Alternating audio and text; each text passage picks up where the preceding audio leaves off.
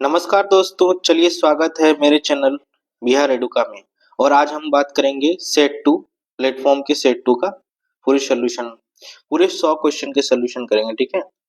और इनका हम सॉल्यूशन भी इनमें लगाए हुए हैं, तो साथ साथ सॉल्यूशन भी करेंगे।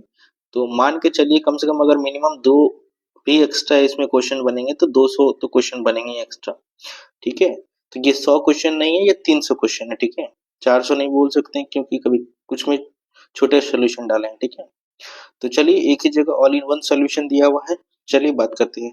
तो पहला क्वेश्चन देखिए, असर्शन और रीजनिंग का ही है। तो देखिए अभी कथन है, व्यतिकरण इंटरफेरेंस की घटना में ऊर्जा का पुनर्वितरण होता है, विनाश नहीं, ठीक है। नेक्स्ट कारण देखते हैं, व्यतिकरण की घटना ऊर्जा संरक्षण के सिद्धांत का पालन नहीं करती है ना। तो ये बात नहीं, ऊर्जा संरक्षण का पालन करती है, ये नहीं वाला बात गलत है, ठीक है। जब दूसरा स्टेटमेंट गलत हो जाए यानी आर गलत हो जाए, सीधा यहाँ आंसर आ जा रहा है, ठीक है ना। तब तो कोई बात ही नहीं करना है, ठीक है। तो देख लीजिए, व्यतिकरण की घटना में ऊर्जा का केवल पुनर्वितरण होता है, जहां कुछ बिंदुओं पर तीव्रता अधिकतम संपोषी व्यतिकरण और कुछ पर न्यूनतम विनाशी व्यतिकरण हो जाती है ना। इसमें विनाश नहीं होता, ठीक है ना, पुनर्वितरण ही होता है। यह ऊर्जा संरक्षण के नियम का पूरी तरह से पालन करता है। व्यतिकरण में ऊर्जा नष्ट नहीं होती है ना, बल्कि विनाशी व्यतिकरण वाले क्षेत्रों से संपोषी व्यतिकरण वाले क्षेत्रों में हस्तांतरित हो जाती है ना। ये संपोषी व्यतिकरण क्या है, इसमें तरंगों में समान कला में मिलती है, ठीक है ना, समान कला में मिलती है, जिससे परिणामी तीव्रता बढ़ जाती है, ठीक है ना। नेक्स्ट क्या है, विनाशी व्यतिकरण में तरंगे विपरीत कला में मिलती है, जिससे परिणामी तीव्रता कम हो जाती है और यह ऊर्जा उज्ज्वल फ्रीजों में पुनर्वितरित हो जाती है ना। और इनका क्या क्या मतलब, ये व्यतिकरण का कंसेप्ट कौन दिया है, तो ये यंग नाम के साइंटिस्ट थे, उन्होंने दिए थे, ठीक है। और व्यतिकरण के थोड़े से एग्जांपल्स देख लीजिए, कौन क्या कहाँ कहाँ इनको हम देखते हैं। तो साबुन के बुलबुले का धूप में रंगीन दिखाई देना, है ना। जो हम लोग जब कपड़े धोते हैं तो ऐसे ऐसे बाल्टी में डालते हैं, जब झाग बनती है तो उसमें देखिएगा साबुन के बुलबुले में रंगीन दिखाई देगा बुलबुले। पानी की सतह पर फैली तेल की पतली परत का इंद्रधनुषी लगना, ठीक है ना। जब कभी तेल आप देखे होंगे पानी में गिर जाता है तो अजीब सा चमकता रहता है। सीढ़ी की सतह पर विभिन्न रंगों का चमकना, है ना। जब एक जमाना बीता होगा, बचपन अगर सामान्य गुजरा होगा, तो सीडी का कैसेट लेके हम लोग खूब इसमें धूप में उसके साथ खेलते रहते थे, ठीक है ना। मोर के पंखों में दिखने वाले अद्भुत और चमकदार रंग, ये भी है ना, उन्हीं का एक एग्जाम्पल है। होलोग्राम द्वारा थ्री आयामी, थ्री डायमेंशनल प्रतिबिंब का बनना, है ना। कभी किताब वगैरह खरीदे होंगे तो उसमें होलोग्राम लगा रहता है, ये लगा रहता है कि इसको ओरिजिनल यानी ये मतलब कि सही प्रतीक के लिए ये होलोग्राम देखे, ठीक है ना, डुप्लीकेट तो नहीं है, इसलिए उसको चेक करने के लिए, ठीक है। चलिए नेक्स्ट क्वेश्चन, दूसरा क्वेश्चन है, उष्मा गतिकी के प्रथम नियम के संबंध में निम्नलिखित में से कौन सा कथन असत्य है ना। सत्य नहीं पूछा, असत्य पूछा, है ना। तो उष्मा गतिकी के प्रथम नियम क्या कहता है भाई, ये ऊर्जा संरक्षण के नियम का एक रूप है, हाँ ये बात सही है। ये बताता है कि किसी विलगित विलगित निकाय यानी कि कुल ऊर्जा स्थिर रहती है, हाँ ये बात भी सही है। यह ऊष्मा प्रवाह की दिशा के बारे में जानकारी देता नहीं, ये दिशा के बारे में जानकारी नहीं देते। नेक्स्ट देखिए, इसके अनुसार किसी चक्रीय प्रक्रम में निकाय को दी गई ऊष्मा निकाय द्वारा किए गए कार्य के बराबर होती है, हाँ ये बात भी सही है। ये क्वेश्चन क्यों, ये स्टेटमेंट क्यों गलत है, देखिए इनका। तो ऊष्मागतिकी के प्रथम नियम के संबंध में असत्य कथन है कि यह ऊष्मा प्रवाह की दिशा को नहीं बताते हैं। ये क्या बताते हैं, ऊष्मागतिकी का प्रथम नियम ऊर्जा संरक्षण पर आधारित है ना। ऊर्जा संरक्षण जो बताता है कि ऊर्जा को न तो बनाया जा सकता है और न ही नष्ट कर सकते हैं ना। ऊर्जा को केवल क्या कर सकते हैं, ट्रांसफॉर्म करते हैं ना, बदल सकते हैं, एक रूप से दूसरे रूप में बदलते हैं ना। ऊष्मा प्रवाह की दिशा अर्थात ऊष्मा हमेशा गर्म वस्तु से ठंडे वस्तु की ओर बहती है का निर्धारण ऊष्मागतिकी के दूसरे नियम से होता है ना। हमेशा देखिएगा हीट जो है हीट जो है, ये जो है गर्म से ठंडी की ओर चलेगा, है, ये चीज याद रखिएगा। नेक्स्ट तीसरा क्वेश्चन देखिए क्या कह रहा है कि मूल बल, है ना, और विनय विनिमय कण कौन कौन सा है। तो प्रबल नाभिकीय बल, स्ट्रॉन्ग न्यूक्लियर फोर्स, दूसरा है दुर्बल नाभिकीय फोर्स, विद्युत चुंबकीय बल और गुरुत्वाकर्षण बल, है ना। तो प्रबल नाभिकीय बल के जो है वो किस टाइप का कण है, तो ग्लूऑन, ठीक है ना। तो यहाँ पे देखिए ग्लूऑन क्या है, एक का ग्लूऑन कहाँ पे है, दूसरा। तो एक का देखिए दूसरा यहाँ से देखना है, ठीक है ना। यहाँ तो नहीं है, ये तो गया, और यहाँ भी नहीं, ये दोनों गया, और यहाँ भी नहीं है, ठीक है ना, ये भी गया। तो इसका आंसर सी तो वहीं गया। लेकिन फिर भी देखिए दुर्बल नाभिकीय बल में डब्ल्यू और जेड बोसॉन, ठीक है, और विद्युत चुंबकीय बल में फोटोन, और गुरुत्वाकर्षण बल में देख लीजिए ग्रेविटॉन, ठीक है ना, याद रखिएगा। तो नेक्स्ट देखिए, नाभिकीय रिएक्टर में मंदक यानी मॉडरेटर का क्या कार्य है। विखंडन अभिक्रिया को नियंत्रित करना, नहीं ये बात नहीं है। तीव्र न्यूट्रॉनों की गति को धीमा करना, हाँ ये चीज ठीक है, तभी तो जो है हम लोग कंट्रोल्ड वो काम कर सकते हैं, कंट्रोल्ड रिएक्शन कर सकते हैं, है ना। नाभिकीय रिएक्टर और मंदक का मुख्य कार्य तीव्र न्यूट्रॉनों की गति को धीमा करना है। नाभिकीय विखंडन में उत्पन्न न्यूट्रॉन बहुत तीव्र गति से उच्च ऊर्जा वाले होते हैं। यूरेनियम 235, ठीक है, जैसे विखंडीय पदार्थ द्वारा इन तीव्र न्यूट्रॉनों को ग्रहण करने की प्रायिकता बहुत कम होती है। तीव्रता अभिक्रिया को बनाए रखने के लिए न्यूट्रॉन को धीमा करना एकदम आवश्यक है, ठीक है ना। मंदक जैसे भारी जल है ना, D2O बोलते हैं इसको, और ग्रेफाइट या कभी कभी ग्रेफाइट का भी इस्तेमाल करती है, तीव्र न्यूट्रॉनों के साथ प्रत्यास्थ संघट्ट करके उनकी गति को क्या कर देते हैं, धीमा कर देते हैं, ठीक है ना। चलिए नेक्स्ट है 5वां क्वेश्चन देखिए, किसी घूर्णन करते हुए पिंड के लिए यदि कोई बाह्य बल आघूर्ण एक्सटर्नल टॉर्क न लगाया जाए तो कौन सी भौतिक राशि संरक्षित रहती है, तो कोणीय वेग नहीं, कोणीय संवेग रहते हैं, ठीक है ना। क्यों रहते हैं, चलिए देखते हैं। किसी घूर्णन करते पिंड के लिए यदि कोई बल आघूर्ण न लगाया जाए तो कुल कोणीय संवेग सुरक्षित रहती है ना, ये देखिए कोणीय संवेग संरक्षित रहता है। कोणीय संवेग संरक्षण के नियम के अनुसार यदि किसी घूर्णन करते हुए पिंड पर कोई बाह्य बल आघूर्ण कार्य नहीं कर रहा है तो उसका कुल कोणीय संवेग क्या हो जाता है, संरक्षित रहता है, ठीक है ना। और ये नियम कहाँ कहाँ काम करते हैं, देखिए घूमती हुई कुर्सी पर बैठे व्यक्ति द्वारा हाथ सिकोड़ने पर उसकी घूमने की गति का तेज हो जाना, बर्फ पर स्केटिंग करते हुए किसी स्केटर का अपनी बाहों को शरीर के पास लाने पर तेजी से घूमना, ग्रहों के सूर्य के निकट आने पर तेज गति से और दूर जाने पर धीमी गति से परिक्रमा करना, है ना, ये सब एग्जाम्पल है। नेक्स्ट, हवा में कालाबाजी करते हुए एक गोताखोर द्वारा अपने शरीर को सिकुड़कर घूमने की गति को बढ़ाना, कभी देखे ना वो एक एकदम हवाई जहाज में चढ़ जाएंगे फिर वो नीचे कूदेंगे, ठीक है ना, ये याद रखना। बिल्ली का ऊंचाई से गिरने पर अपने शरीर को मोड़कर हमेशा पैरों के बल सुरक्षित रखना, है ना, एकदम नुकीला बना लेते हैं, ठीक है ना, ये चीज। नेक्स्ट देखिए 6वां क्वेश्चन देखिए, एक आदर्श ट्रांसफार्मर के लिए निम्नलिखित में से क्या सत्य है, निर्गत शक्ति निवेशित शक्ति से अधिक होता है, नहीं एकदम बराबर होता है। इसकी दक्षता 100% होती है, हाँ ये बात सही है। यदिष्ट धारा नहीं, ये एसी करंट पर काम करता है ना ट्रांसफार्मर, हमारे घरों के आसपास लगा रहता है ना, इसमें भंवर धाराओं के कारण ऊर्जा हानि होती है ना, नहीं ऊर्जा हानि नहीं होती, जब परफेक्ट होता है तब, ऐसे तो होता है। एक आदर्श ट्रांसफार्मर, आदर्श बोला है ना, ऐसे जनरली नहीं बोला है ना।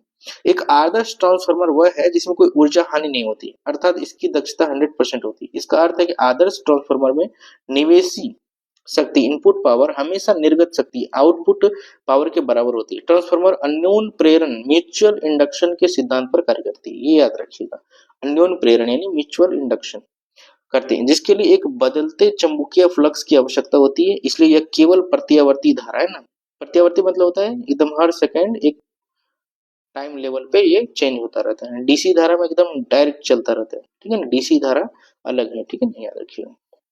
और वास्तविक ट्रांसफार्मरों में ताम्र हानि, लोह हानि और भंवर धाराएं होती है, लेकिन एक आदर्श ट्रांसफार्मर इन हानियों को शून्य माना जाता है, ठीक है ना, ये बात याद रखिए। एक धूमकेतु सूर्य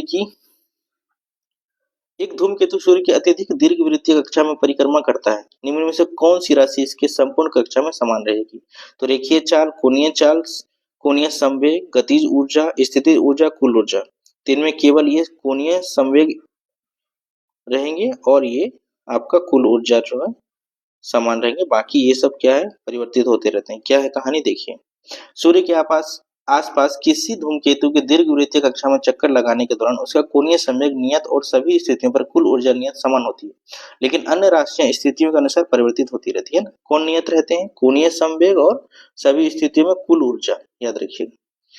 तो रेखीय संवेग द्रव्यमान और वेग का गुणनफल होता है, दूरी में परिवर्तन की दर चाल कहलाता है ना, चाल अदिश राशि, ये भी एक ना है। कोणीय संवेग क्या है, वस्तु का अक्ष से दूरी एवं संवेग का गुणनफल कोणीय संवेग कहलाता है, थोड़ा सा परिभाषा भी पता होना चाहिए, ठीक है। चलिए नेक्स्ट, एक आदर्श विलयन यानी आइडियल सॉल्यूशन के संबंध में कौन सा कथन सत्य है ना, ये राउल्ट के नियम का पालन नहीं करता है, ये बात गलत है। मिश्रण एंथैल्पी शून्य नहीं होती, ये गलत बात है। मिश्रण का आयतन शून्य होता, हाँ ये बात सही है, ठीक है। एक आदर्श विलयन के संबंध में सत्य है कि मिश्रण का आयतन शून्य होता है। एक आदर्श विलयन वह विलयन है जो सभी सांद्रताओं पर राउल्ट के नियम का पालन करता है, किसका, राउल्ट के नियम, ये याद रखिएगा। राउल्ट का नियम किससे संबंधित है, ये डायरेक्ट क्वेश्चन भी आ सकता है, और ये कैसे बोलते हैं, मतलब सभी सांद्रताओं पर ये राउल्ट का नियम काम करता है, ठीक है ना, याद रखिएगा। आदर्श विलयन के लिए मिश्रण की एंथैल्पी में परिवर्तन शून्य होता है, जिसका अर्थ है कि मिश्रण बनने पर न तो ऊष्मा अवशोषित होती है और न ही उत्सर्जित होती है ना, ये याद रखिएगा। नेक्स्ट है पी ब्लॉक तत्वों के संबंध में निम्नलिखित में से कौन सा कथन क्या है, गलत है। तो इनमें धातु, अधातु और उपधातु शामिल होते हैं, एकदम बात सही है। इनका सामान्य इलेक्ट्रॉनिक विन्यास NS2NP होता है, नहीं ये कुछ ठीक है, ये भी सही लग रहा है। वर्ग में नीचे जाने पर अधात्विक गुण बढ़ता है, नहीं अधात्विक गुण नहीं बढ़ता है, धात्विक गुण बढ़ता है, देख लीजिए ठीक है। और हेलोजन अत्यधिक विद्युत ऋणात्मक तत्व होते हैं, ये बात सही है, देख लीजिए। पी ब्लॉक तत्वों के संबंध में कथन गलत है क्योंकि वर्ग नीचे जाने पर अधात्विक गुण बढ़ता है ना, ये कह रहा घटता है, ठीक है ना। ये बात गलत है, ठीक है ना। किसी वर्ग के ऊपर से नीचे जाने पर परमाणु का आकार बढ़ता है और आयतन एंथैल्पी घटती है। आयतन एंथैल्पी में कमी के कारण इलेक्ट्रॉन खोने की प्रवृत्ति बढ़ती है, जिससे धात्विक गुण बढ़ता है ना और अधात्विक गुण घटता है, ये याद रखिएगा। वो हम कह रहे हैं बढ़ना, ठीक है ना। ये चलिए नेक्स्ट देखिए, 10वां क्वेश्चन है, सूची 1 को सूची 2 से सम्मिलित कीजिए। पहला ठोस का प्रकार और उदाहरण। तो आयनिक ठोस, सहसंयोजक ठोस, आणविक ठोस और धात्विक ठोस, है ना। तो इनमें देखिए आयनिक ठोस जो है NaCl है, ठीक है ना, देख लीजिए। आयनिक ठोस इसके अवयव कण आयन, धनायन और ऋणायन होते हैं जो प्रबल स्थिर वैद्युत बलों द्वारा बंधे होते हैं, उदाहरण के लिए NaCl, ठीक है ना। नेक्स्ट है सहसंयोजक ठोस, इनके अवयव कण परमाणु परमाणु होते हैं जो एक विशाल नेटवर्क में सहसंयोजक बंधों द्वारा जुड़े होते हैं, ये बहुत कठोर होते हैं, उदाहरण के लिए हीरा, है ना, देख लीजिए, है ना, हीरा दूसरा में हीरा है, ठीक है। तो बी का वन यानी इधर देख लीजिए, ठीक है। तो बी आंसर तो यही आ गया, ठीक है। नेक्स्ट और देख लीजिए, आणविक ठोस इनके अवयवी कण अणु होते हैं जो दुर्बल अंतराण्विक बलों जैसे वेन डेर वाल्स बल, यह देखिए वेन डेर वाल्स बल और हाइड्रोजन बंध द्वारा बंधे होते, उदाहरण के लिए बर्फ, ठीक है ना, H2O। धात्विक ठोस इनमें धनात्मक आयन कार्नेल इलेक्ट्रॉनों के समुद्र में व्यवस्थित होते हैं और धात्विक बंधों द्वारा बंधे होते हैं, उदाहरण के लिए कॉपर, ठीक है, और आयरन। चलिए नेक्स्ट देखिए, जब एथेनॉल को 443 केल्विन पर सांद्र सल्फ्यूरिक अम्ल के साथ गर्म किया जाता है तो मुख्य उत्पाद क्या बनता है, तो ये एथीन बनते हैं, ठीक है, याद रखिए। जब एथेनॉल को 443 पर सांद्र सल्फ्यूरिक अम्ल के साथ गर्म किया जाता है तो प्रमुख उत्पाद एथीन बनते हैं, ठीक है ना, याद रखिए। चलिए उप सहसंयोजक यौगिक में कोबाल्ट CO की ऑक्सीकरण संख्या क्या है, तो +3, इसका सही आंसर, ठीक है। नेक्स्ट देखिए, निम्नलिखित में से कौन सा कार्बोहाइड्रेट अपचायी शर्करा रिड्यूसिंग शुगर नहीं है, नहीं है पूछा है। तो ग्लूकोज है, फ्रुक्टोज है, लैक्टोज है, ये सुक्रोज नहीं है, ठीक है। देखिए क्या बात है, कार्बोहाइड्रेट का अपचायी शर्करा सुक्रोज नहीं है। अपचायी शर्करा यानी रिड्यूसिंग शुगर वे कार्बोहाइड्रेट होते हैं, है ना, जिनमें एक मुक्त एल्डिहाइड या कीटोन समूह होता है, जिनके अणु में एक मुक्त हेमी एसीटल समूह होते हैं, ठीक है ना। ग्लूकोज, फ्रक्टोज और लैक्टोज में मुक्त हेमिटियल समूह होते हैं, ठीक है ना, इसलिए वे टोलेन अभिकर्मक या फेहलिन विलयन को अपचयित कर सकते हैं, ठीक है ना। सुक्रोज में ग्लूकोज का एनोमेरिक कार्बन, ठीक है ना, C1 और फ्रुक्टोज का एनोमेरिक कार्बन C2 ग्लाइकोसिडिक बंध बनाने में शामिल होते हैं, इसीलिए ये रिड्यूसिंग शुगर नहीं है। इसी कारण सुक्रोज में कोई मुक्त हेमिसिएटल समूह नहीं होते हैं, है ना, और यह एक अनपचायी शर्करा नॉन रिड्यूसिंग शुगर है, ठीक है ना, ये याद रखिए। चलिए नेक्स्ट देखिए, 14वां क्वेश्चन कह रहा है, अभिकथन यानी फ्लोरीन केवल एक ऑक्सीकरण अवस्था प्रदर्शित करता है जबकि अन्य हेलोजन धनात्मक ऑक्सीकरण अवस्थाएं भी प्रदर्शित करते हैं। कारण है फ्लोरीन सबसे अधिक विद्युत ऋणात्मक तत्व है और इसमें डी कक्षक नहीं होते। तो हम बोले थे कि जब ये पहला स्टेटमेंट पढ़ने के बाद क्या करना है, क्योंकि, ठीक है, क्योंकि लगा देना है। फिर से पढ़िए, फ्लोरीन केवल एक ऑक्सीकरण अवस्था प्रदर्शित करता है जबकि अन्य हेलोजन धनात्मक ऑक्सीकरण अवस्थाएं भी प्रदर्शित करता है, क्योंकि फ्लोरीन सबसे अधिक विद्युत ऋणात्मक तत्व है और इसमें डी कक्षक नहीं होते हैं, है ना, तो यही बात सही। तो पहला स्टेटमेंट सही है, दोनों कथन सही है और आर जो है ए का व्याख्या करते हैं। देख लीजिए क्या बात है, फ्लोरीन आवर्त सारणी में सबसे अधिक विद्युत ऋणात्मक तत्व होने के कारण किसी भी अन्य तत्व के साथ केवल इलेक्ट्रॉन ग्रहण करता है, इसलिए यह हमेशा एक ऑक्सीकरण अवस्था प्रदर्शित करता है, ठीक है ना, याद रखिए। रासायनिक अधिशोषण के बारे में कौन सा कथन सही है, यह प्रकृति में उत्क्रमणीय है ना, यह बहुपरिधीय होता है, यह विशिष्ट प्रकृति का नहीं होता है, इसमें उच्च सक्रियण ऊर्जा की आवश्यकता होती है, हाँ ये बात सही, ठीक है, ये सब सारा गलत है। रासायनिक अधिशोषण के बारे में यह कथन सही है कि सक्रियण ऊर्जा की आवश्यकता होती है, ठीक है ना, याद रखिए। नेक्स्ट देखिए, अभिकथन फिर से, जाइलम जल और खनिजों के परिवहन के लिए उतरता है, यहाँ ये बात सही है। और जाइलम में सीव नलिकाएं और वाहिकाएं मुख्य जल संचारित तत्व हैं, ये बात सही है, दोनों सही है और इन्हीं इन्हीं की वजह से तो ये काम होता है, तो ये तो अपने आप ही ये आंसर सही हो गया ना। चलिए नेक्स्ट देखिए, कोशिका चक्र यानी सेल साइकिल के संबंध में तो कौन सा कथन गलत पूछा है, याद रखिए। जीवन प्रावस्था में कोशिका उपापचयी रूप से सक्रिय होती है और बढ़ती है। एस प्रावस्था में डीएनए का संश्लेषण होता है। G2 प्रावस्था में प्रोटीन का संश्लेषण होता है। इसका सही आंसर है अंतरावस्था कोशिका चक्र का सबसे छोटा चरण है ना, ये गलत बात है, ये सारा चीज सही है, ठीक है ना, याद रखिए। क्यों सही है देखिए, कोशिका चक्र में दो मुख्य चरण होते हैं, अंतरावस्था है ना, और दूसरा ये प्रावस्था यानी एम प्रावस्था, ठीक है ना। अंतरावस्था वह अवधि है जब कोशिका विभाजन की तैयारी करती है, जिसमें कोशिका वृद्धि और डीएनए की प्रतिकृति शामिल है। यह कोशिका चक्र का सबसे लंबा चरण है, और यहाँ क्या कह रहा है ना, कोशिका चक्र का सबसे छोटा चरण है, तो यही वाला गलत मिल गया ना, बाकी आंसर सही होगा क्योंकि ये गलत पूछा, ठीक है, याद रखिएगा। पीडीएफ शेयर कर देंगे, ठीक है ना, तो वहां से आप इसको रिवाइज भी कर सकते हैं। और मेहनत तो लगा ही बनाने में, कॉपी पेस्ट करने में काफी टाइम लगता है, एकदम एक एक क्वेश्चन को प्रूफ रीडिंग करना पड़ता है, एक एक आंसर को प्रूफ रीड करना पड़ता है, काफी टाइम लगता है ना। डायरेक्ट फोटो खींच के भी पढ़ा सकते हैं, देखते हैं, अगर ये ज्यादा बल्कि हो गया मेरे लिए तो फिर वही काम शुरू कर देंगे, ठीक है। और आप लोग का जो प्यार दिखेगा उसी हिसाब से काम होगा। जैव प्रौद्योगिकी में प्रतिबंधन एंजाइमों का उपयोग किसके लिए किया जाता है, तो डीएनए को विशिष्ट स्थानों पर काटने के लिए किया जाता है, ठीक है ना, याद रखिए। जैव प्रौद्योगिकी में प्रतिबंधन एंजाइमों का उपयोग डीएनए को विशिष्ट स्थानों पर काटने के लिए प्रतिबंधन एंजाइम, जिन्हें प्रतिबंधन एंडोन्यूक्लियस भी कहा जाता है, को आणविक कैंची भी कहते हैं, ठीक है ना, यानी मोलिकुलर स्क्लेरोस कैसस स्काईसोर्स, कैसा नाम है पता नहीं, ठीक है। चलिए नेक्स्ट क्वेश्चन, नेक्स्ट है संघ और विशिष्ट लक्षण, तो पेरिफोरा, सेलिट्रेंट्रा, सेलिटेट्रा, ऑर्थोपोडा, इकाइनोडर्मेटा, पिछले क्वेश्चन में भी ऐसा कुछ था, ठीक है ना, तो इसका पहला आंसर है पेरिफेरा का जो है नाल तंत्र, कैनाल सिस्टम से पाया जाता है, विशिष्ट लक्षण है, ठीक है, देख लीजिए ना, पेरिफेरा का नाल सिस्टम होता है उसमें, सेलिट्रेट्रा का दंश सिस्टम, ठीक है, आर्थ्रोपोडा का संयुक्त उपांग होता है इसमें, इकाइनोडर्मेटा का जल संवाहक तंत्र इसमें पाया जाता है, इसको रटना ही पड़ेगा। पेरिफेरा संघ के जीवों स्पंज में जल परिवहन और भोजन ग्रहण करने के लिए एक विशिष्ट नाल सिस्टम यानी कनाल सिस्टम होता है, ठीक है ना, नहर जैसा, नालिका जैसा। सेलेंट्रेट्रा नाइडेरिया संघ के जीवों में शिकार पकड़ने और आत्मरक्षा के लिए दंश कोशिकाएं होती है ना, ये देखिए। आर्थ्रोपोडा जंतु जगत का सबसे बड़ा संघ है और इसकी मुख्य विशेषता संयुक्त उपांग यानी ज्वाइंट, जुड़े हुए पैर, एंटीना आदि होना है इनका, ठीक है। इकाइनोडर्मेटा संघ के जीवों में गमन, भोजन पकड़ने और श्वसन के लिए एक अद्वितीय जल संवाहक तंत्र वाटर वेस्कुलर सिस्टम पाया जाता है, ठीक है, ये याद रखिएगा। नेक्स्ट क्वेश्चन, माँ के दूध कोलेस्ट्रम में पाया जाने वाला कौन सा प्रतिरक्षी एंटीबॉडी नवजात शिशु को निष्क्रिय प्रतिरक्षक पैसिव इम्यूनिटी प्रदान करते हैं, तो ये IgA है, ठीक है, देख लीजिए। माँ के दूध कोलेस्ट्रम में पाए जाने वाला IgA प्रतिरक्षा नवजात शिशु को निष्क्रिय प्रतिरक्षा प्रदान करता है। माँ के दूध में विशेष रूप से प्रसव के बाद शुरुआती दिनों में स्रावित होने वाले पीले तरल कोलेस्ट्रम खीस में प्रचुर मात्रा में प्रतिरक्षी एंटीबॉडी होते हैं।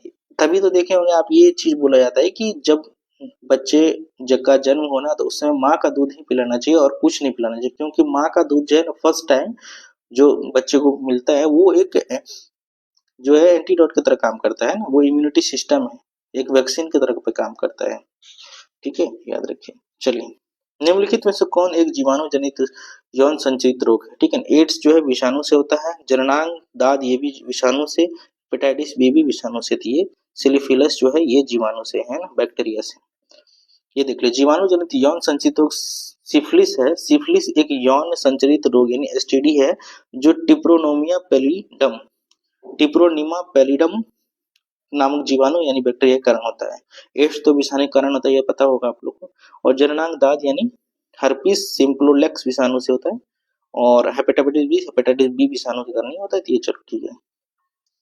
निम्नलिखित में से कौन सा जीव जैव उर्वरक के रूप में कार्य करता है, ये नॉस्टॉक है, यूपीएससी का फेवरेट क्वेश्चन, ठीक है, कभी यूपीएससी देने का मौका मिलेगा तो ये फेवरेट क्वेश्चन, ठीक है। देखिए, नॉस्टॉक जैव उर्वरक के रूप में कार्य करता है। जैव उर्वरक बायोफर्टिलाइजर ऐसे जीव होते हैं जो मिट्टी की पोषक गुणवत्ता को बढ़ाते हैं। नॉट स्टॉक नोस्टॉक एक साइनोबैक्टीरियम नील हरित शैवाल है। साइनोबैक्टीरिया नील हरित शैवाल है जो वायुमंडलीय नाइट्रोजन को स्थिर करके अमोनिया जैसे यौगिकों में बदल दे सकता है, जिसे पौधे उपयोग कर सकते हैं ना, ये याद है, नाइट्रोजन फिक्सेशन में इसका वर्क है, ठीक है ना।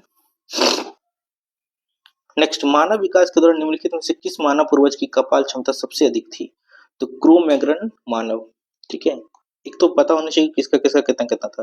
तो मानव क्षमता सीसी में नापा गया, देख लो यहाँ पे सीसी, ठीक है। तो होमो हेबिलस लगभग 650 से 800 सीसी था, होमो इरेक्टस लगभग 900 और निएंडर मानव जो है 1400 और ये क्रो मैग्रन मानव जो है प्रारंभिक होमो सेपियंस की कपाल क्षमता सबसे अधिक थी, लगभग 1600 सीसी। ये याद रखिएगा, थोड़ा सा जानकारी होने का भी फटांग क्वेश्चन आ जाएगा। तो रक्त स्कंदन ब्लड क्लॉटिंग की प्रक्रिया में थुम्ब्रियन एंजाइम का क्या कार्य है? तो ये फाइब्रोनोजन को फाइब्रिन में बदल देता है, ठीक है ना, ये याद रखिएगा। फाइब्रोनोजेन को फाइब्रिन में, ठीक है ना, थोड़ा सा है ना, मुंह खोलिएगा तो उच्चारण ठीक रहेगा तो माइंड में रहता है ना। थ्रोम्बिन का कार्य यह फाइब्रोनोजन को फाइब्रिन में बदलना होता है, ठीक है ना, याद रखिए। नेक्स्ट है स्वस्थानीय संरक्षण इन सीटू कंजर्वेशन के संबंध में निम्नलिखित कथन में कौन सा कथन गलत है? इन सूटू मतलब जहां जो पाया जाता है वहीं पे कंजर्व करेंगे, ये नहीं कि पानी वाला को छत पे जाकर कंजर्व करेंगे। पानी में अगर कोई चीज है तो डॉल्फिन को नदी में ही करेंगे, वो भी उसी इलाके में करेंगे जिस इलाके में पाया जाता है, ठीक है ना, याद रखिए। इसमें जीवों का संरक्षण के प्राकृतिक आवास में किया जाता है, एकदम बात सही है। राष्ट्रीय उद्यान और वन जीव अभ्यारण्य इसके उदाहरण, एकदम सही बात है। एक महंगी और जटिल प्रक्रिया है, ये बात गलत है। इसमें संपूर्ण पारिस्थितिक तंत्र की रक्षा की जाती है, हाँ एकदम उसके पूरी रक्षा किया तो संपूर्ण का। ये देखो एक महंगी और जटिल प्रक्रिया कौन सा पता है? ये जो अपन जू वगैरह में जाते हैं देखते हैं कितनी ज्यादा खर्चा करना पड़ता है ना, तो वो इन सूटू नहीं, वो बाय इन सूटू नहीं है, आउट क्या बोलते हैं उसको, इनके बाद आउट आउट सीटू है वो।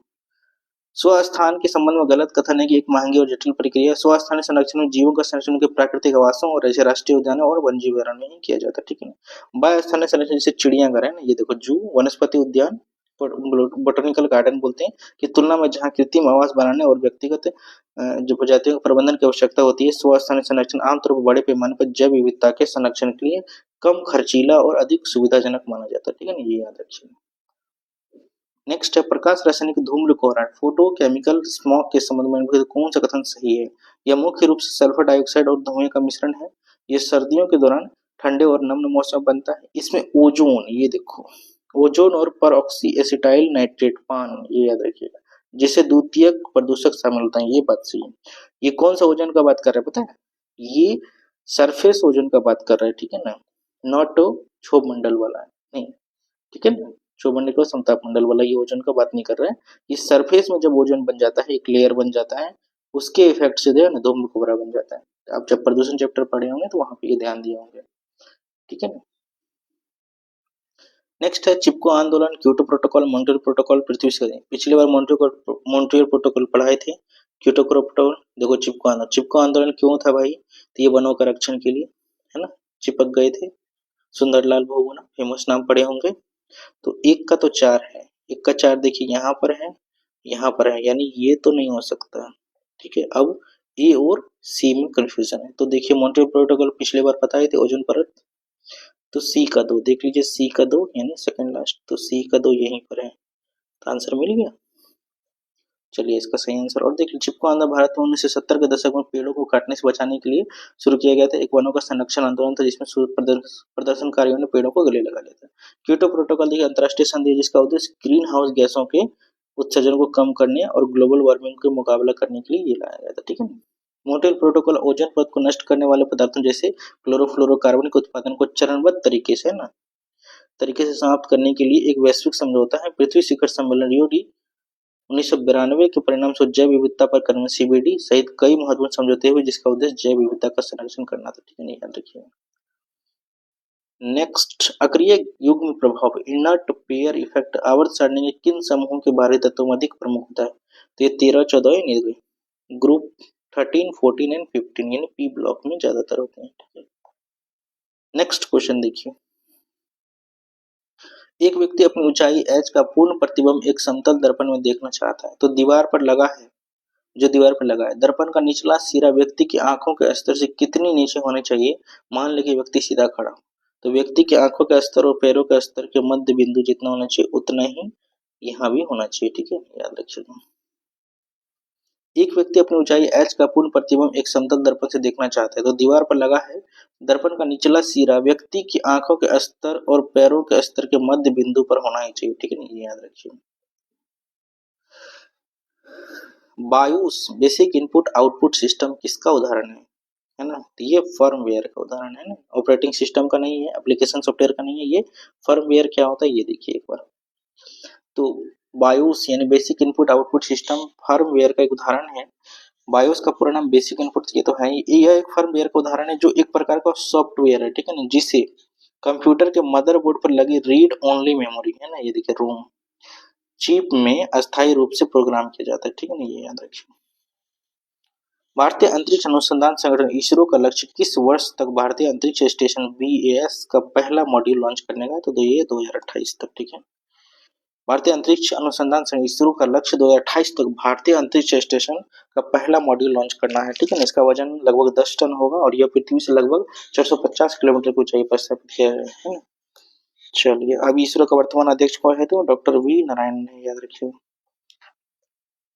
भारत का पहला पूर्णतः डिजिटल साक्षर राज्य किसे घोषित किया गया है, तो ये है केरल।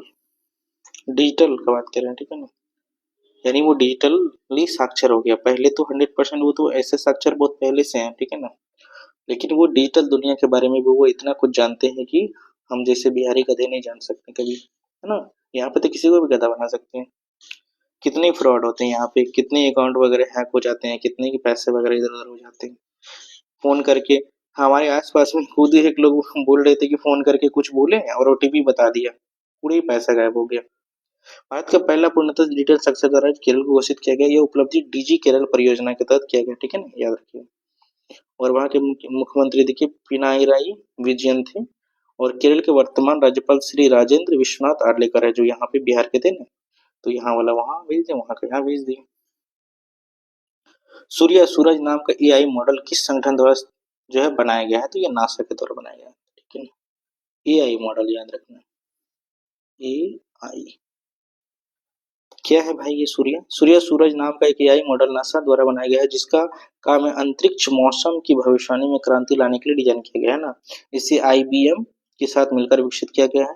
क्या काम है भाई ये, तो ये सूर्य की नासा के SDO से प्राप्त डेटा पर प्रशिक्षित किया गया है, जो हर 12 सेकंड में सूरज की हाई रेजोल्यूशन तस्वीरें और चुंबकीय क्षेत्र मापन प्रदान करते हैं। इसमें सौर मंडल की पराबैंगनी और अति पराबैंगनी तस्वीरें और सौर सतह की गति और चुंबकीय क्षेत्र के नक्शे शामिल है, ठीक है ना, ये याद रखिए। इसे 9 वर्षों की सौर गतिकी वेधशाला डेटा SDO पर प्रशिक्षित किया गया ताकि हम मौसम विज्ञान का जो सटीक जानकारी प्राप्त कर सके, ठीक है ना।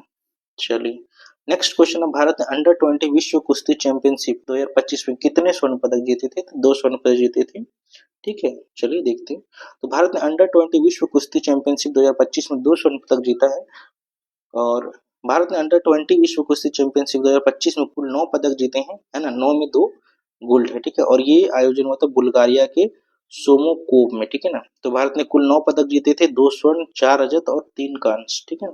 भारतीय महिला खिलाड़ियों में काजल 72 kg के वर्ग में और तपस्या गहलावत 57 kg के वर्ग में स्वर्ण पदक जीता था, ये याद रखिए, जीती थी सॉरी, ठीक है ना। 27 अगस्त 2025 से अमेरिका द्वारा भारत पर कितना प्रतिशत अतिरिक्त टैरिफ लगाया गया, तो 25%, ठीक है ना। तो अभी तो शायद पाउज कर दिया हमको, नहीं काफी विवाद होने पर। चलिए बिहार नेक्स्ट देखिए, 26 अगस्त 2025 को बिहार के मुख्यमंत्री नीतीश कुमार की अध्यक्षता में राज्य मंत्री परिषद की बैठक में कितने देशों के लिए अंतर्राष्ट्रीय उड़ान को मंजूरी दी है, तो ये 5 देशों के लिए, ठीक है ना। कहाँ कहाँ है देख लीजिए, तो ये देखिए 5 देशों के लिए उड़ान है। 5 देश है, नेपाल, थाईलैंड, श्रीलंका, सिंगापुर और संयुक्त अरब अमीरात के लिए, ठीक है ना। बिहार सरकार द्वारा संबंधित कंपनियों को प्रति ट्रिप 5 से 10 लाख की प्रोत्साहन राशि दी जाएगी, ठीक है ना, याद रखिएगा। बिहार की राजधानी पटना से काठमांडू नेपाल, जबकि गया से शारजा सिंगापुर और बैंकॉक व कोलंबो के लिए बड़े प्लेन उड़ान भरेगी, ठीक है। न्यू डेवलपमेंट बैंक NDB का उपाध्यक्ष और मुख्य जोखिम अधिकारी किसे नियुक्त किया गया है, तो ये राजीव मंजर, ठीक है, न्यू डेवलपमेंट बैंक याद रखिएगा।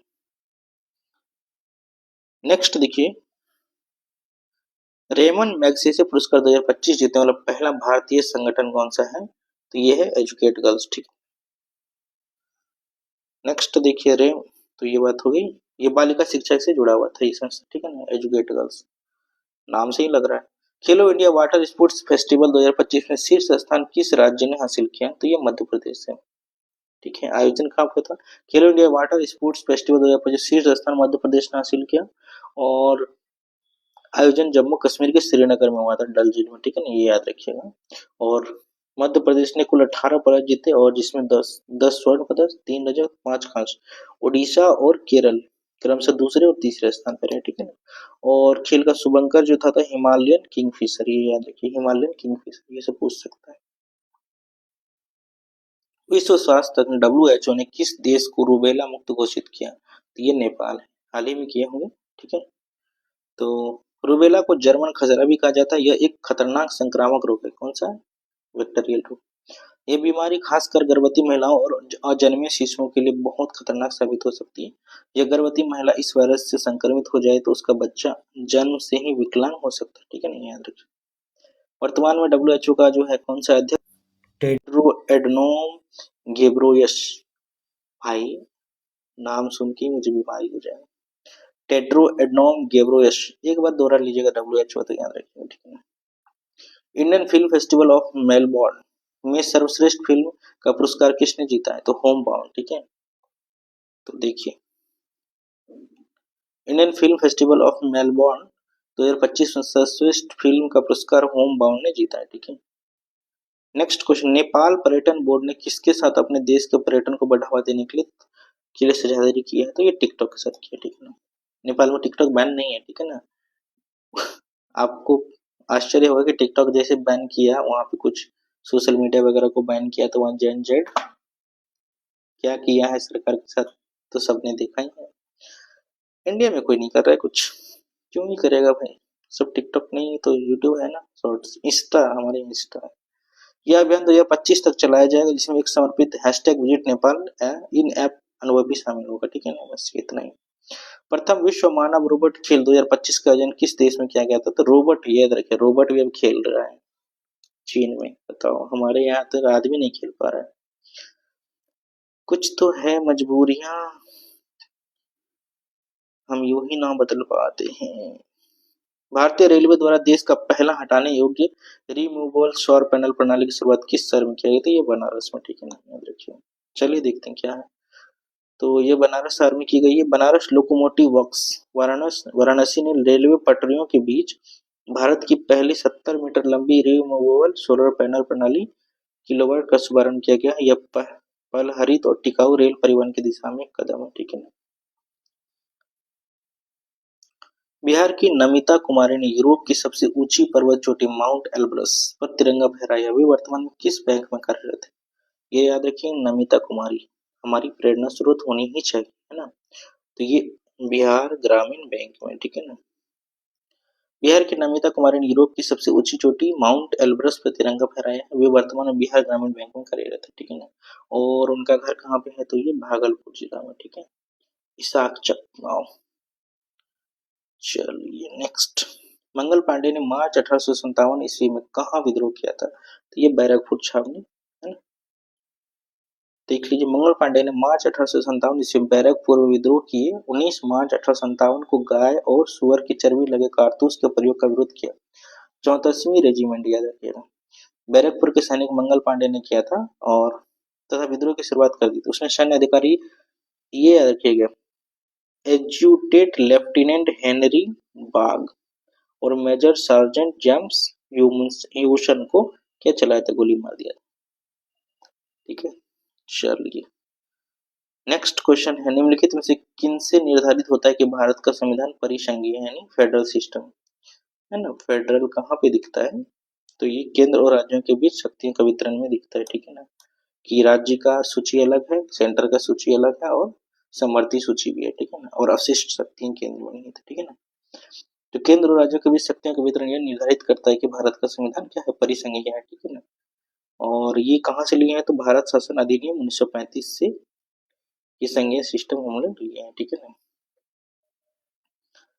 निम्नलिखित में कौन सी जोड़ी सही नहीं है? ठीक है, तो India wins freedom, Maulana Abul Kalam Azad, Hind Swaraj Bal Gangadhar Tilak, discovery of India Jawaharlal Nehru, ये बात तो सब जानता होगा, सही है। अनहैप्पी इंडिया लाला लाजपत राय, ये भी सही है। और इंडिया मीन्स फ्रीडम, ये भी सही है। ये वाला गलत है, क्योंकि हिंद स्वराज जो है बाल गंगाधर तिलक नहीं, हमारे गांधी जी, ठीक है, गांधी जी का है। किसके कार्यकाल में कलकत्ता, मद्रास और बंबई विश्वविद्यालय स्थापित किए गए? तो लॉर्ड एल्गिन, लॉर्ड कैनिंग, तो लॉर्ड कैनिंग के काल में, ठीक है। तो लॉर्ड कैनिंग के कार्यकाल में कलकत्ता और मद्रास बंबई विश्वविद्यालय का स्थापित किए गए थे। भारतीय विश्वविद्यालय अधिनियम 1857 में लाया गया था, जिसके द्वारा लंदन में स्थित विश्वविद्यालय के मॉडल पर 3 विश्वविद्यालय की स्थापना की गई थी। 1857 में कलकत्ता, मद्रास और बंबई में 3 नए विश्वविद्यालय स्थापना की गई थी। कैनिंग के समय 1861 में उच्च न्यायालय अधिनियम बनाया गया था, जिसके अनुसार पुरानी सुप्रीम कोर्ट और सदर अदालतों को समाप्त कर दिया गया तथा कलकत्ता, मद्रास और बम्बई में एक एक उच्च न्यायालय का स्थापना हुआ था, ठीक है। ये याद रखिए, टाइमलाइन अधिनियम याद रखिएगा 1861 का, ठीक है। योजना आयोग को नीति आयोग द्वारा कब उसको प्रतिस्थापित किया गया? तो ये जनवरी 2015, ठीक है। 1 जनवरी 2015 को योजना आयोग की जगह नीति आयोग लाया गया, ठीक है। निम्नलिखित अधिकारियों पर विचार कीजिए। मंत्रिमंडल सचिव, मुख्य निर्वाचन आयुक्त, संघीय परिमंडल, भारत के मुख्य न्यायाधीश। इस मतलब उसका अग्रता क्रम कौन पहले आएगा फिर बाद में आएगा? तो ये देखो, सबसे पहले आएगा मुख्य न्यायाधीश, उसके बाद आएगा संघीय मंत्रिमंडल के सदस्य और निर्वाचन आयोग, फिर मंत्रिमंडल सचिव, कैबिनेट सेक्रेटरी की बात करें, ठीक है। और ऐसे एक नंबर में कौन आता है तो वो उस तरह से देख लीजिए, 1 से 10 तक या 7 तक तो याद होनी चाहिए। पहले नंबर में राष्ट्रपति, दूसरे में उपराष्ट्रपति, है ना, फिर तीसरे में प्रधानमंत्री, चौथे में अपने अपने राज्य में राज्यपाल। अपने अपने राज्य मतलब अगर ये तीनों लोग अगर आगे जाएगा दूसरे राज्य में जाएगा तो ये क्रम चेंज नहीं हो जाएगा, भाई तू पीछे बैठ, ऐसा नहीं होगा। 1 नंबर में ही बैठेंगे, 2 नंबर में ही बैठेंगे और 3 नंबर में ही बैठेंगे प्रधानमंत्री, ठीक है।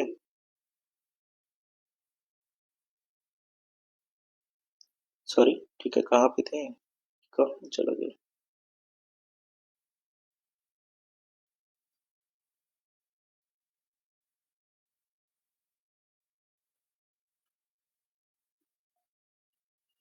सॉरी फॉर इनकन्वीनियंस, सिस्टम में गड़बड़ी हो गई, टेक्निकल इशू, ठीक है। कहाँ गए? हाँ, यहाँ पे थे, यहाँ पर। तो उपराष्ट्रपति, प्रधानमंत्री के बाद देखिए, जब दूसरे के स्टेट में जाएंगे तो 4 नंबर में यही आएंगे, राज्यपाल ही आएंगे। उसके बाद 5 में भूतपूर्व राष्ट्रपति, है ना। 5 ए में देखिए उप प्रधानमंत्री, है ना। 3 से तीसरे नंबर से जाके सीधा 5 ए में पहुंच गए, मतलब समझे, व्यक्तिगत तौर पे तो काटेंगे नहीं 5 ए, तो मान के चलो ये 3 नंबर, ये 6 नंबर है, क्योंकि 5 में तो भूतपूर्व राष्ट्रपति है, ठीक है। और छठा में भारत का मुख्य न्यायाधीश और स्पीकर आएगा, ठीक है ना, स्पीकर, लोकसभा स्पीकर। संघीय कैबिनेट का मंत्री, नीति आयोग का उपाध्यक्ष, ये देखिए अध्यक्ष कौन, प्रधानमंत्री, वो तो 3 नंबर में है, ठीक है। अपने राज्य में मुख्यमंत्री, ठीक है। भूतपूर्व प्रधानमंत्री और लोकसभा सब कितने नंबर में आ रहे हैं, देखो 7 नंबर पे। और 7 ए में भारत रत्न प्राप्त करता है, ठीक है। 9 ए में देखो, बहुत बाद में देखो, मुख्य निर्वाचन आयुक्त, यूपीएससी का अध्यक्ष और नियंत्रक, क्या वगैरह, ये सब नियंत्रक और महालेखा परीक्षक क्या वगैरह के अध्यक्ष, ठीक है। बिहार में घाघरा नदी गंगा से कहाँ पे मिलती है? तो ये रेवलगंज में मिलती है, ठीक है ना। नेक्स्ट है, केगा परमाणु ऊर्जा प्लांट कहाँ पे है? आंध्र प्रदेश में, केरल में, तमिलनाडु में, कर्नाटक में? ये तो कर्नाटक में, ठीक है। जैन धर्म के 23वें तीर्थंकर कौन है? तो पय्या पार्श्वनाथ, ठीक है ना, पहला। चलिए, भारत में मौद्रिक नीति कौन घोषित करता है? ये तो आरबीआई करते हैं, ठीक है ना। याद रखिएगा, मॉनेटरी पॉलिसी, दो चीज होते हैं, मॉनेटरी मॉनेटरी पॉलिसी, दूसरा फिजिकल पॉलिसी। तो मॉनेटरी पॉलिसी आरबीआई करते हैं और ये गवर्नमेंट ऑफ इंडिया करते हैं फिजिकल पॉलिसी। फिजिकल पॉलिसी में बजट वगैरह, टैक्सेशन वगैरह कैसे सिस्टम, ये सब लागू करते हैं। मॉनेटरी पॉलिसी में ये bank rate, repo rate, RP, है ना, रिवर्स रेपो रेट, ठीक है ना, बैंक रेट, और क्या, एचडीएफ, एसएलआर, सीआरआर, ठीक है, याद रखिए। अमेजन बेसिन में एक बड़े मकान को क्या नाम दिया गया है जिसकी छत की तिरछी खड़ी ढाल होती है? तो मोलोका, मलोका, है ना। वहां पे एक अलग तरह का मकान बनाया जाता है अमेजन बेसिन में, जिसको मलोका कहा जाता है, ठीक है। पूना पैक्ट का क्या उद्देश्य था? दलित वर्ग का राजनीतिक प्रतिनिधित्व, हाँ, एक बात सही, पहला आंसर मिल गया। तो पूना पैक्ट का उद्देश्य दलित वर्ग का राजनीतिक प्रतिनिधित्व था। 14 सितंबर 1932 में डॉक्टर राजेंद्र प्रसाद अन्य हिंदू नेताओं के प्रयत्न से स्वर्ण हिंदुओं और दलितों के मध्य एक समझौता किया गया जिसे पूना पैक्ट कहा गया। मजे की बात समझे, इसमें गांधी जी सिग्नेचर नहीं किए थे। यहाँ पे देखो, गांधी जी ने पूना समझौते पर स्वयं हस्ताक्षर नहीं किए थे, ठीक है ना। गांधी ने आमरण अनशन 20 सितंबर को 1932 के रेवादा के जेल में प्रारंभ कर दिया था। क्यों? मैकडोनल्ड साहब ने जो थे सांप्रदायिक पंचायत है ना, कम्युनल अवार्ड लेकर आ गया था 16 अगस्त को। घोषणा कर दिया था कि हम जो है उनको आरक्षण देंगे, नहीं पृथक निर्वाचन दे दिया था उनको कि उनका इलेक्शन उनके ही लोगों द्वारा होगा, ठीक है ना। तो ये चीज गांधी जी को ठीक नहीं हुआ कि हिंदू के अंदर हिंदू को तोड़ रहे हैं, ठीक है ना। तो फिर ये पूना पैक्ट हुआ। भारत में उष्णकटिबंधीय वर्षावन पाए जाते हैं, केरल में, हिमाचल प्रदेश में, कर्नाटक में। तो हाँ हाँ, कुछ कुछ एरिया में तो सब जगह ही पाए जाते हैं, तो एक से अधिक नहीं होगा। इस तरह के आंसर में कोई एक नहीं मारिएगा। ऐसे उष्णकटिबंधीय वर्षावन कहाँ पाया भारत में पाया जाता है? तो यहाँ पे अपन यहाँ केरल के साइड में थोड़ा सा है ना, वेस्टर्न घाट में, ऐसे यहाँ से लेकर यहाँ तक, फिर यहाँ पे जो पूरा अंडमान निकोबार है पूरा, और यहाँ पे नॉर्थ ईस्ट पूरा, ठीक है ना। ये उष्णकटिबंधीय एवरग्रीन फॉरेस्ट का बात कर रहे हैं, ठीक है ना। चलिए, पाकिस्तान और द पार्टीशन ऑफ इंडिया किसने लिखा था? ठीक है ना, तो ये भीमराव अम्बेडकर जी लिखे थे, ठीक है। तो पाकिस्तान और the partition of India Bhimrao Ambedkar ने लिखा था।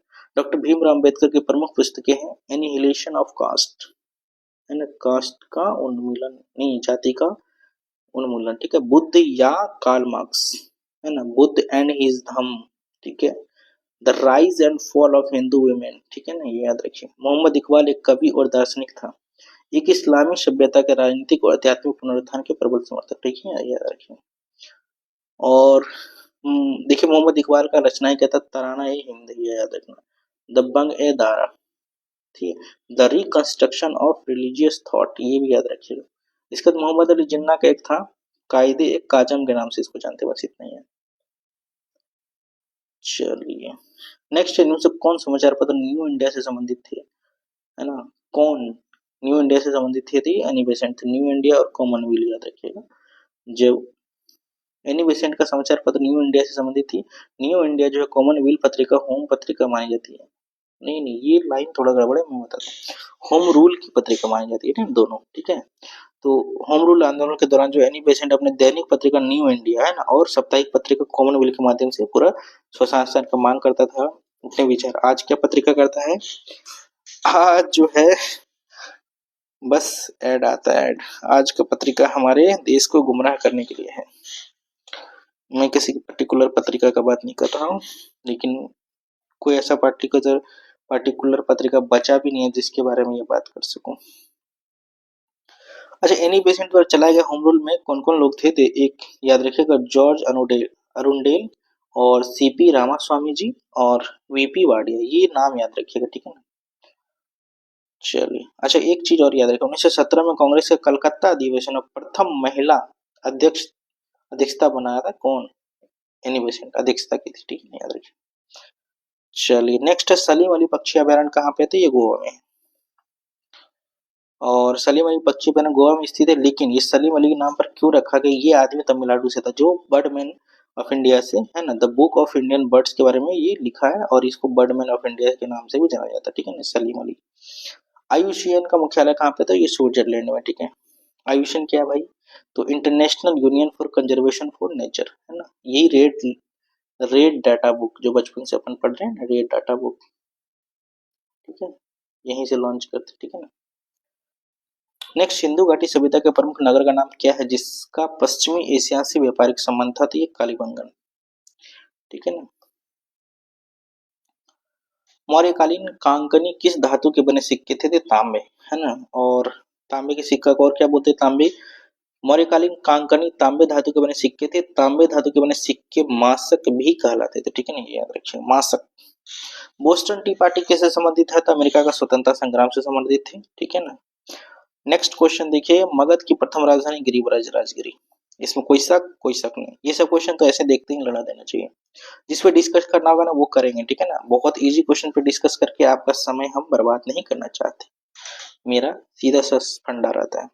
इनमें से कौन क्रांतिकारी काकोरी ट्रेन कांड से संबंधित नहीं थे? ठीक है, तो ये थे अपना प्रफुल्ल चाकी जी, आसफुल्ला खां, राम प्रसिद्ध बिस्मिल और ठाकुर रोशन सिंह, ठीक है। इनका नाम थोड़ा कम सुनाई पड़ता है, लेकिन याद रखिएगा। अब जो है ना, बीपीएससी और यूपीएससी क्या कर रहे हैं, खोज खोज के लाते हैं अलग अलग नाम।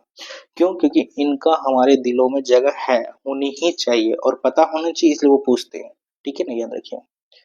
क्रांतिकारी प्रफुल्ल चाकी काकरी ट्रेन कांड से संबंधित नहीं थे। काकरी ट्रेन कांड जो 9 अगस्त 1925 को हुआ था, कौन किए थे? तो एचआरए, हिंदुस्तान रिपब्लिक एसोसिएशन द्वारा किए गए थे। और ये जो है 8 down train Saharanpur Lucknow passenger train पर डकैती डालकर खजाना लूट लिया था। और काकोरी कांड में 29 क्रांतिकारियों को गिरफ्तार करके क्या किया गया? इसमें राम प्रसाद बिस्मिल, असफुल्ला खां, ठाकुर रोशन सिंह, राजेंद्र लाहिड़ी, ये याद रखिए, राजेंद्र लाहिड़ी को फांसी, जबकि चंद्रशेखर आजाद फांसी से बचकर भाग गए थे। और जब भाग गए थे तो कोई खबरी लाल खबर दे दिया था, है ना। बड़ी विडंबना थी उस टाइम, है ना। भारत के लोग ही जो है भारतीय क्रांतिकारियों को पकड़वा देते थे और मरवा देते थे। तो फिर अपने आप को ही चंद्रशेखर आजाद बोला था, तुम्हारी गोली से हम नहीं मरेंगे, मरेंगे तो अपनी इच्छा से मरेंगे, है ना। क्या जलवा रहा होगा उस इंसान का। झारखंड का कोडरमा निम्नलिखित में से किस खनिज का प्रमुख उत्पादक है? तो ये अभ्रक का। झारखंड का कोडरमा अभ्रक का प्रमुख उत्पादक है। ठीक है। भारत के किस स्थान में सर्वाधिक वर्षा होता है? तो ये बचपन से पढ़े हैं, मासीन राम। ठीक है, मेघालय का। भारत में काली क्रांति किससे संबंधित है? ब्लैक मोमेंट, है ना। सॉरी, ब्लैक मोमेंट नहीं होना चाहिए, ब्लैक रिवोल्यूशन। ठीक है ना, श्वेत रिवोल्यूशन जैसे व्हाइट रिवोल्यूशन उसी तरह। सॉरी, कच्चा तेल, क्रूड ऑयल के उत्पादन से। ठीक है ना। लक्षद्वीप कितने द्वीपों से बना है? तो 36। ठीक है, छोटे छोटे 36 द्वीप हैं जो लक्षद्वीप नाम का यूटीज है हमारा। ठीक है। भारतीय राज्य त्रिपुरा को बांग्लादेश से जोड़ने वाला पुल मैत्री सेतु किस नदी पर बनाया गया? तो ये फैनी नदी पर बनाया गया। ठीक है ना। तो भारतीय राज्य त्रिपुरा को बांग्लादेश से जोड़ने वाले पुल मैत्री सेतु फैनी नदी पर बना है। फैन हो गए हम। कितना किलोमीटर का है? तो लगभग 2 किलोमीटर का, 1.9 किलोमीटर। ठीक है, ये याद रखिए, एग्जैक्ट पूछ सकते हैं। और सबरूम त्रिपुरा को बांग्लादेश के रामगढ़ से जोड़ा गया है। सबरूम, ठीक है, याद रखिए। निम्नलिखित में से कौन सा देश क्वाड का सदस्य नहीं है? तो ये अपन यूनाइटेड किंगडम नहीं है। क्यों? क्योंकि यूएसए है, जापान है, ऑस्ट्रेलिया है, भारत है। ठीक है, देखिए, ऑस्ट्रेलिया, भारत, जापान और संयुक्त राज्य अमेरिका है। किसी देश के विकास में बुनियादी ढांचे की महत्वपूर्ण भूमिका होती है। नवाचार को बढ़ावा देकर सतत विकास का सृजन करना, एकदम। वैश्विक प्रतिस्पर्धात्मकता को मजबूत करना, एकदम सही बात। असमानता को कम करना, एकदम सही बात। तो सब हो गया। 10वीं पंचवर्षीय योजना की लक्ष्य वृद्धि दर क्या थी? कितना लक्ष्य रखे थे टारगेट? तो 8% रखे थे। ठीक है। और किस मॉडल पे थे? तो आगत निर्गत मॉडल। ठीक है, ये याद रखना। 2002 से 2005-7 के बीच में, सॉरी। ठीक है। और इसका लक्ष्य सामाजिक न्याय और समानता के साथ साथ आर्थिक विकास करना था। ग्राम आधारित संरचना और सड़क विकास पर बल देना इसका मुख्य उद्देश्य था इस योजना का। ठीक है। नीति आयोग के संदर्भ में निम्नलिखित कथनों पर विचार कीजिए। नीति आयोग 1 जनवरी 2018 को स्थापित हुआ था, ये बात सरासर गलत है। यह योजना आयोग का प्रतिस्थापन है। हाँ, एकदम सही बात है। इसका पूरा नाम राष्ट्रीय भारत परिवर्तन संस्थान है। इंग्लिश वाला वर्जन याद कीजिएगा। ठीक है ना, बात सही है, कंफ्यूज मत होइए। ऐसे एलिमिनेट कर सकते हैं, जैसे पहला गलत है तो पहला यहाँ भी है, यहाँ भी है, यहाँ भी है, ये तीनों तो चली गया, यही तो सही बचा। लेकिन तब भी ये जो किया, ठीक है ना। नीति आयोग का अध्यक्ष भारत का प्रधानमंत्री होता है। ठीक है ना, ये बात भी सही है। उपाध्यक्ष अलग होते हैं। ठीक है। निम्नलिखित में कौन संविधान सभा के सदस्य नहीं थे? ठीक है। राजकुमारी अमृत कौर, सुचेता कृपलानी, अरुणा आसफ अली। तो ये आंसर अरुणा आसफ अली नहीं थी। ठीक है। विजय लक्ष्मी पंडित, ये भी थी। ठीक है ना, ये भी थे, ये भी थे। तो देखिए कौन कौन नहीं थे। भारतीय संविधान में 15 महिलाएं थी उस टाइम। ठीक है, याद रखिएगा, संविधान सभा में। तो अम्मू स्वामीनाथन, एक क्वेश्चन अभी पूछा, यूपीएससी ने भी पूछ रखा है। ठीक है ना, किसी न किसी एग्जाम में, सीडीएस या कहीं पे पूछा है, या भी बीपीएससी या एएसओ में कहीं तो पूछा है ये क्वेश्चन। ठीक है। एनी मैस्क्रीन, बेगम एजाज रसूल, दक्षियानी वेलायुधन, दुर्गाबाई देशमुख, हंसा मेहता, कमला चौधरी, लीला रे, मालती चौधरी। ठीक है। पूर्णिमा बनर्जी, रेणुका राय, सरोजनी नायडू, ये तो फेमस है। राजकुमारी अमृत कौर, सुचेता कृपलानी, विजय लक्ष्मी पंडित, ये भी। ठीक है ना, याद रखिए। लोकसभा अध्यक्ष को हटाने के लिए किस प्रकार की बहुमत की आवश्यकता होती है? ये आपका प्रभावी इफेक्टिव। ठीक है ना, याद रखिए। लोकसभा अध्यक्ष को हटाने के लिए प्रभावी बहुमत आवश्यक है। संकल्प प्रस्तावित करने से कम 14 दिन पहले का सूचना देना अनिवार्य है। ठीक है ना। भारतीय संविधान मणिपुर के लिए विशेष प्रावधान किस अनुच्छेद में करती है? तो ये 371 सी, याद रखिए। स्पेशल स्टेटस है। भारतीय संविधान मणिपुर के लिए विशेष प्रावधान अनुच्छेद 371 सी में करता है, ठीक है ना। राष्ट्रपति को यह अधिकार है कि यदि वह चाहे तो राज्य के पहाड़ी क्षेत्रों से मणिपुर विधानसभा के लिए चुने गए सदस्यों से एक समिति का गठन कर सकता है और राष्ट्रपति इस समिति का उचित कार्य संचालन सुनिश्चित करने हेतु राज्यपाल को विशेष उत्तरदायित्व भी सौंप सकता है। राज्यपाल राज्य मणिपुर के पहाड़ी क्षेत्रों के प्रशासन संबंधी प्रतिवर्ष किसको प्रतिवेदन देगा, यानी रिपोर्ट भेजेगा राष्ट्रपति को, ठीक है। स्थानीय शासन से संबंधित निम्नलिखित समितियों को काल क्रमिक क्रम में व्यवस्थित कीजिए। बलवंत राय मेहता, जीवी के राव, अशोक मेहता समिति, पीके थुंगन। तो सबसे पहले होगा आपका जो है एक वाला, यानी बलवंत राय मेहता 1957 में बना था, ठीक है ना। उसके बाद अशोक मेहता समिति 1977, जी वी के राव समिति 1985, उसके बाद पीके थुंगन 1988, ठीक है। पंचायती राज का शुभारंभ स्वतंत्र भारत में 2 अक्टूबर 1959 को भारत के प्रथम प्रधानमंत्री जवाहरलाल नेहरू ने द्वारा राजस्थान के नागौर में किया गया था, ठीक है ना, याद रखिए। निम्नलिखित में से कौन सा अनुच्छेद 1976 के 42वें संविधान संशोधन अधिनियम द्वारा सम्मिलित नहीं किया गया था, मतलब बाकी तो किया गया हुआ था, 38 पहले से था। देखें ऐसे भी लग रहा है, देखिए एक्स्ट्रा, जैसे एक्स्ट्रा लगा ए बी समझ जाइए, ठीक है ना, ये भी तो उसी से समझ में आ जाना चाहिए। अनुच्छेद 38 को 1976 के 42वें संविधान संशोधन द्वारा सम्मिलित नहीं किया गया था। 42वां संविधान संशोधन अधिनियम द्वारा मुख्यतः स्वर्ण सिंह समिति के सिफारिश पर बहुत सारा चीज जोड़ा गया था, है ना। तो चलिए देखते हैं कौन कौन सा जोड़ा गया था। तो पहला था 39 से समान न्याय और गरीबों को निःशुल्क कानूनी सहायता प्रदान करना, ठीक है। इसके बाद था 43 से उद्योगों के प्रबंधन में के लिए कदम उठाने का निर्देश, ठीक है ना, श्रमिकों की भागीदारी सुनिश्चित करने के लिए। सॉरी ये लाइन गड़बड़ कर दिया, लेकिन देखिए 43 ए में ये कह रहा था कि उद्योगों के प्रबंधन में जो है ना श्रमिक का भी भागीदारी होना चाहिए, है ना, तभी तो यूनियन, आप ये देखोगे ट्रेड यूनियन, है ना, तो ट्रेड यूनियन का इलेक्शन होता है। अनुच्छेद 48 ए पर्यावरण की रक्षा तथा सुधार करने और वनों के वन्य जीवों की सुरक्षा करने का निर्देश भी जोड़ा गया, ठीक है। और संविधान में भाग 4 को एक अनुच्छेद 51 को जोड़कर नागरिकों को मूल कर्तव्य दिया गया था, ठीक है ना। ये सब सारा काम 42वें संविधान संशोधन के माध्यम से हुआ था।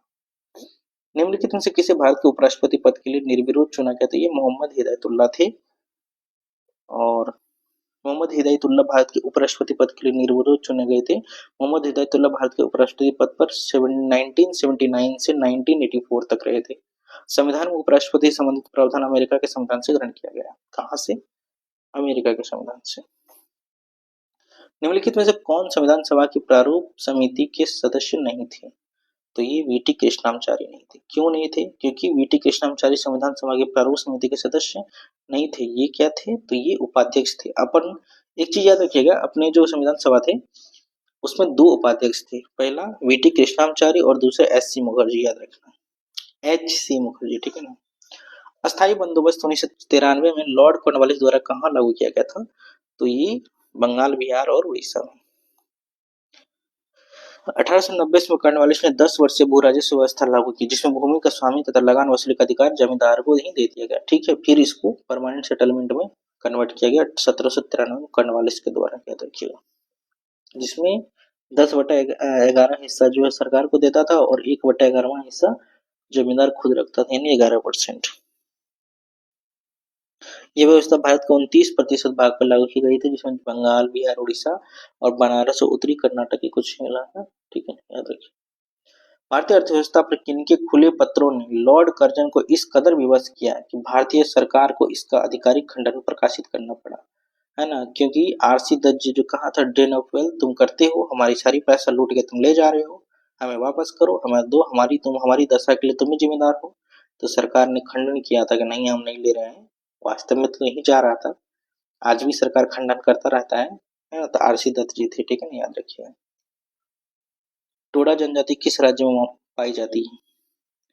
जो लोग कहते हैं ना कि ये पार्टी वो पार्टी, हमें सारी पार्टी का हकीकत पता है। आप किसी भी पार्टी का जो है, जैसे 2000 जो है 20 में इलेक्शन हुआ, ठीक है, और अभी 2025 में इलेक्शन हो रहा है, ठीक है, ठीक ना। 2025-20 में जब इनका संपत्ति का ब्यौरा दिया गया होगा तो वो होगा 5 करोड़, मान के चलिए। जब ये 25 में एफिडेविट भरते हैं, ठीक है, एफिडेविट सॉरी, नहीं तो आप ही सम्राट चौधरी बना देंगे, एफिडेविट बोलते हैं इसको। ये देखिएगा 50 करोड़ से ऊपर चला जाएगा, है ना। या 100 करोड़ के आसपास उसका संपत्ति दिखेगा।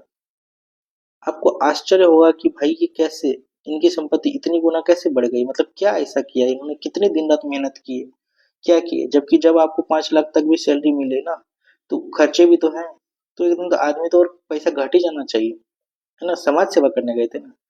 तो याद रखिए, किसी भी पार्टी से अगर आप बिलोंग करते हैं, तब भी अगर आप ये सोचिएगा ना, तो अपने ही पार्टी के लोग, यानी जिसको आप कहते हैं कि ठीक है ये वाला ठीक है, तो उस व्यक्ति से आपको नफरत हो जाएगा और आपको ना भगत सिंह बनने का मन करेगा। मेरे तो हर दूसरे दिन करता रहता है, लेकिन बन नहीं सकते ना, क्या करेंगे,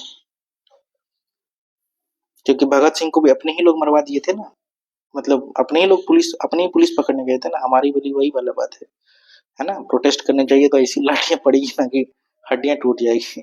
छोड़िए, टोडा जनजाति किस राज्य में पाया जाता था? तमिलनाडु में, ठीक है। चलिए पढ़ते हैं।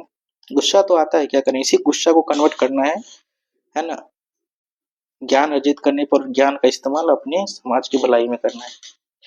अगर ऐसा नहीं करेंगे तो फिर मरने के बाद कोई हक नहीं है हमें सम्मान पाने का। निम्नलिखित में से कौन सा शिलाखंड रॉक कट मंदिर वास्तुकला का उदाहरण है?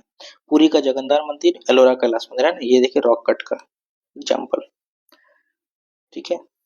नेक्स्ट देखिए, 1928-29 के दौरान बिहार प्रांतीय कांग्रेस समिति का अध्यक्ष कौन थे? तो ये अनुग्रह नारायण सिंह थे, ठीक है ना। तो 1828-29 के दौरान बिहार प्रांतीय कांग्रेस समिति का अध्यक्ष अनुग्रह नारायण सिंह थे।